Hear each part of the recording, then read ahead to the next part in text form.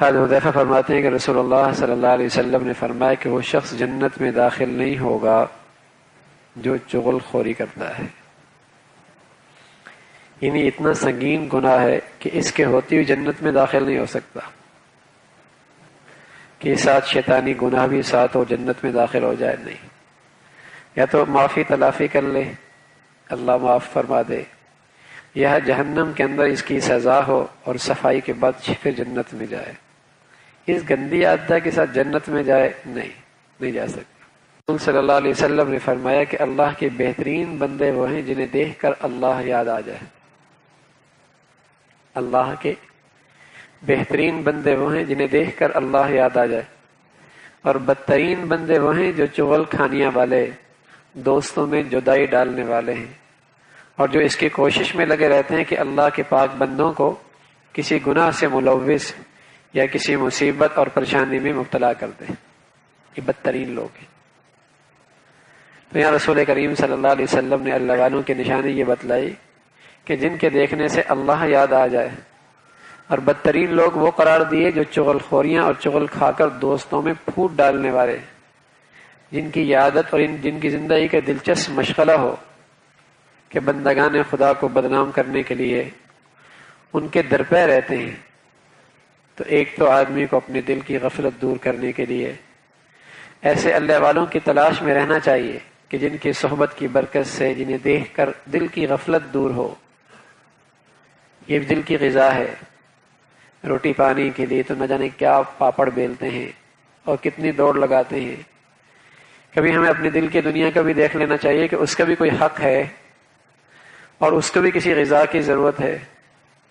تو آپ علیہ الصلوۃ والسلام نے فرمایا ایسے اللہ والوں کی تلاش میں رہیں جن کے پاس بیٹھنے سے، جن کی صحبت کی برکت سے دل کی غفلت دور ہوتی ہے، دل کی سختی دور ہوتی ہے، اور ان کے پاس بیٹھنے سے اپنے آپ کو بچائیں جو موذی لوگ دوسروں کے برائیوں کے درپے رہتے ہوں اور ان کو بدنام کرنا، نقصان پہنچانا جن کا خاص مشغلہ ہو، ان سے بچیں اور ان کے برے اثرات سے اپنے آپ کو بچانے کی فکر کریں۔ خاندانوں میں پہلے تو یہ عورتوں میں زیادہ ہوتی تھی کہ جو ادھر کی اٹھائی ادھر لگائی، ہاں، خاندانوں میں نفرتیں، گھروں میں نفرتیں، لیکن بدقسمتی سے یہ عادت مردوں کے اندر بھی آ گئی ہے، لگائی بجھائی، ہاں، ایک دوسروں کے بارے میں ادھر سے اٹھا کے ادھر نفرتیں پیدا کرنا۔ تو یہ بدترین عادت ہے۔ رسول کریم صلی اللہ علیہ وسلم نے فرمایا یہ زمین پہ چلنے والے بدترین لوگ ہیں جن کا کام ہی یہ ہے کہ باہمی نفرتیں پیدا کریں، باہمی دلوں میں عداوت بغض کو پیدا کریں، غلط فہمیاں پیدا کریں۔ پھر آپ علیہ الصلوۃ والسلام نے ایک موقع پہ اپنے ساتھیوں سے کہا کہ میرے ساتھیوں میں سے کوئی کسی دوسرے کی بات مجھے نہ پہنچایا کرے، میں چاہتا ہوں کہ جب میں تم لوگوں میں آؤں تو میرا دل سب کی طرف سے صاف اور بے روگ ہو۔ چھوٹی موٹی تو ہو ہی جاتی، جب تک کہ شرعی تقاضا نہ ہو اور دینی مصلحت نہ ہو یا اس کی وجہ سے کوئی نقصان نہ ہو رہا ہو۔ ہاں، اگر شرعی تقاضا ہے تو پھر مربی کو بات بتانی چاہیے، باپ کو بات بتانی چاہیے، استاد کو بات بتانی چاہیے، ذمہ دار کو بات بتانی چاہیے جب شریعت کا تقاضا ہے، دین کی مصلحت ہے۔ لیکن بلا وجہ اس لیے کہ اس کا دل اس سے برا ہو جائے تو حضور نے فرمایا بھائی میرے ساتھیوں کے بارے میں مجھے کوئی بات نہ بتائے، اس لیے کہ بات بتاؤ گے تو میں بھی انسان ہوں، کچھ نہ کچھ تو اثر لوں گا نا، تو میرے دل کے اندر اس کے بارے میں کچھ آ جائے گا۔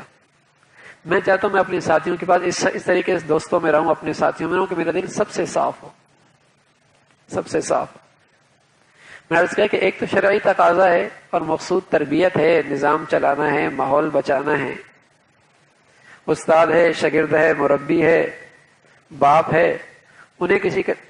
یا ظالم کی زیادتی کا تذکرہ کسی کے سامنے ہو رہا ہے، اس لیے کہ اس کے ظلم سے بچا جا سکے، اس کی شریعت نے گنجائش دی ہے، یہ چغل خوری میں داخل نہیں، غیبت میں داخل نہیں۔ لیکن بلا وجہ ایسی فضول کے تذکرے بعض طبیعتیں ہوتی ہیں، ہاں،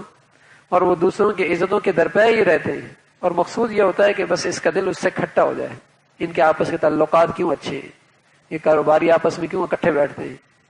ان بھائیوں میں آپس میں کیوں پیار ہیں، دوستوں میں کیوں اچھے تعلقات ہیں۔ تو کاٹا پیٹی میں طبیعت لگی رہتی ہے کہ ادھر سے لگائی اس کا دل خراب کر دیا، ادھر سے اس کا دل خراب کر دیا۔ تو پیارے نبی علیہ الصلوۃ والسلام یہ بدترین اخلاق ہے، یہ بہت بری عادت ہے۔ انہی مفاسد میں خطرناک نتیجے سے چغلخوری سے پیدا ہوتے ہیں۔